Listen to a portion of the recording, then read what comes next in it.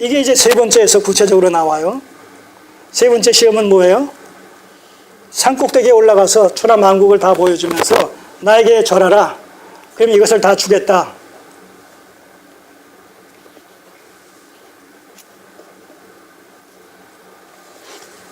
우리 주님께서 영광을 받으시는 것은 십자가의 죽음과 부활을 통해서 영광을 받게 돼 있어요. 이 마태복음 28장에 보시면 십자가의 죽음과 부활을 통해서 영광을 받게 돼 있단 말입니다. 십자가의 고난을 통해서 죽으시고 죽은 자 가운데서 살아나시는 부활 사건을 통해서 이제 영광을 받으시게 돼 있어요. 근데 이때 마귀는 뭐예요? 십자가의 고난 없는 부활의 영광만을 지금 얘기하고 있는 거예요. 십자가 없는 부활. 이것이 마귀의 세 번째 시험의 핵심 문제.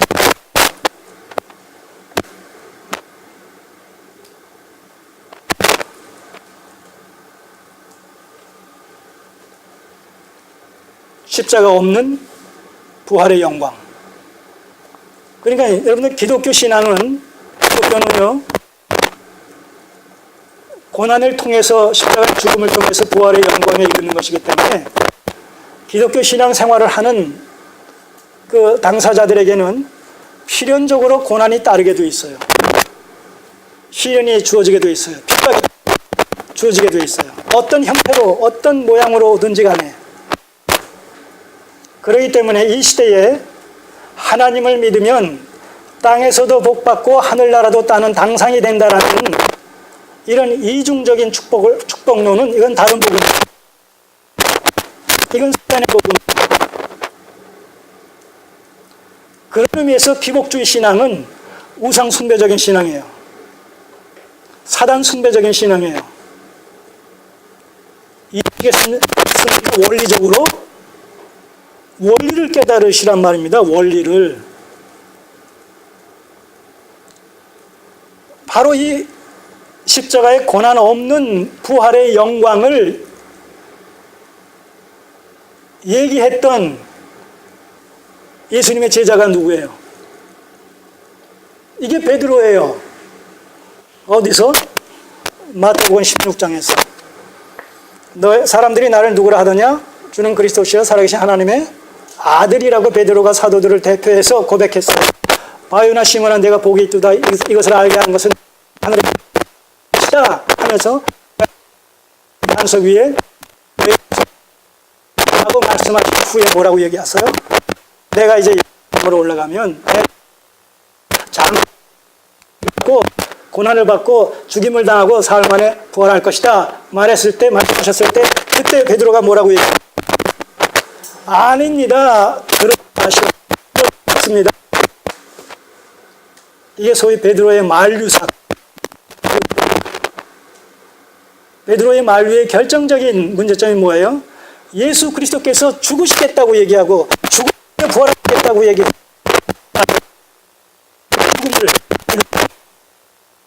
바로 예수 그리스도의 죽음을 부인하는 것이 누구냐? 그 베드로의 이런 반응이었단 말입니다. 그래서 예수님이 뭐라고? 사단아 내 뒤로 물러가라. 네가 하나님의 사람이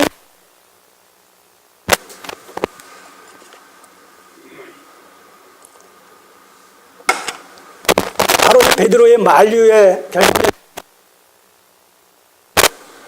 예수 그리스도의 사역 속에 십자가의 죽음, 고난 없는 영광만을 그들이 요구했단 말이죠.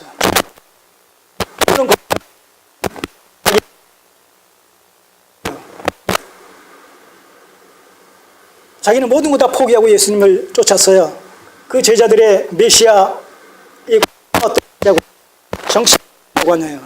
예루살렘에 올라가게 되면 이제 하나님의 나라가 당장 임하란 말입니다. 그러면 그는 뭐예요? 이런 세계적인 또 당시 상 로마에 오래 있었던 이스라엘이라는 고난으로서의 메시아 사상보다는 정치적인 메시아 사상에 저희를 그 청렴할 수밖에 없는 그런 그 시대적 있었었어요. 정치 상황이. 그럼에도 불구하고 그것은 하나님의 의도와는 다른 것이었단 말입니다. 그랬을 때 결국은 이 베드로의 말 속에 담겨진 그런 그 사상과 지금 마귀가 이 세 번째에 지금 예수님을 시험한 그 시험의 내용과 사상적으로 뭐가 일맥상 고난 없는 영광이라는 주제에서 신학적인 상응성을 띠고 있단 말입니다. 그러니까 베드로의 생각은 뭐예요? 사단의 생각과 시각 물러가라 이렇게 말씀하셨던 내용이 그런 거란 말입니다. 재밌죠?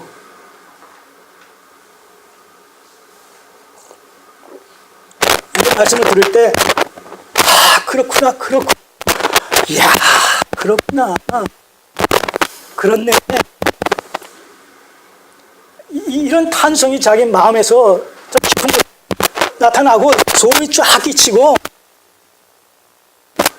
어떤 영적인 그 깨달음에서 오는 영적인 기쁨과 이런 것이 느껴야 된단 말이에요.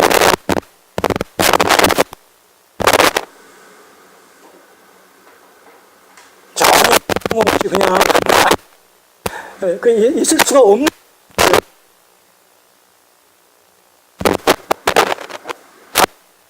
감동이 없으면 그거 참 기적이에요. 자, 이렇게 해서 이제 마귀의 시험을 끝냄으로 말미암아 승리로 이끄심으로 말미암아서 첫 아담이 마귀에게 시험받아 실패했던 사건을 예수 그리스도께서 뒤집어. 그래서 이 사건, 이 세 가지 시험, 세 번에 걸친 시험을 승리로 이끌음으로 말미암아 마귀와의 대결에서 주님은 승리하신 거예요. 이제 승리하신 거예요. 이미 제 앞에 놓으셨단 말입니다.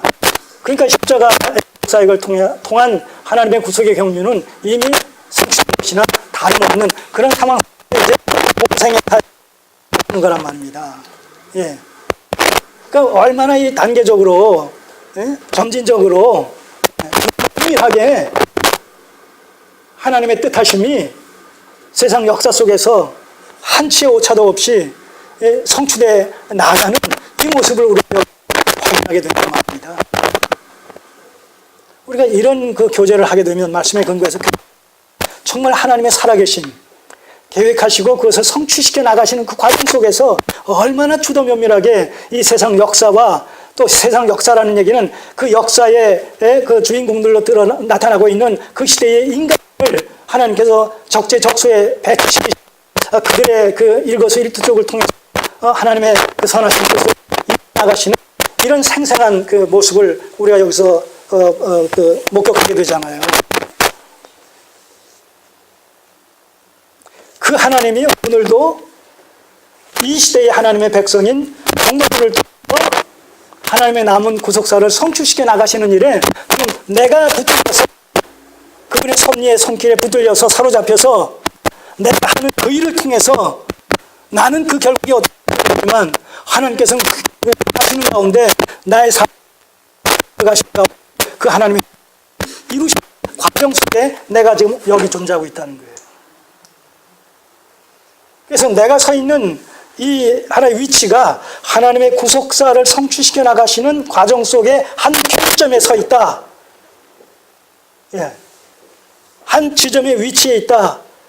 바로 이것을 해석해야 된단 말입니다. 그럴 때 내가 하는 그 일이 쓰리 해당하는 고관 대학들이 하고 있는 그런 일이든지 간에 의미가 있어요, 없어요? 있단 말입니다. 이걸 깨닫고 그 하나님의 뜻을 드림으로 하나님의 뜻이 이루어지고 있다라는 사실을 깨닫고 거기에 입각해서 살아가는 삶, 전 과정이 뭐예요? 이게 기독교 신앙 생활이라는 거예요. 이것이 기독교 신앙의 정체성이라는 겁니다.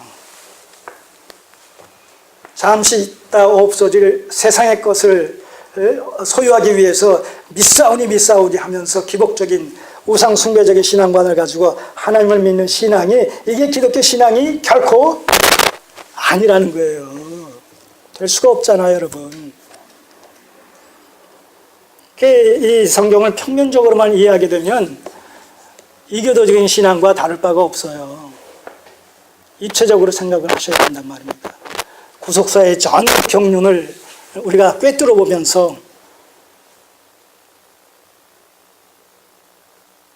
이 시대를 해석하고 이 시대를 살아가는 나의 삶의 성격과 정체성을 구속사적인 관점으로 해석하고 그 토 위에서 하나님의 마음을 헤아리면서 나의 삶을 하나님의 마음에 합해서 하나님의 마음에 접촉시켜서 하나님께서 원하시는 대로 내 삶을 내어드리는 것으로 살아가는 삶이, 이게 진정 여호와의 신앙의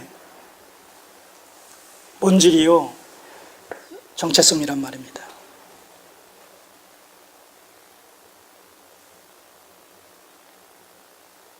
좀 이해가 되실 만합니까?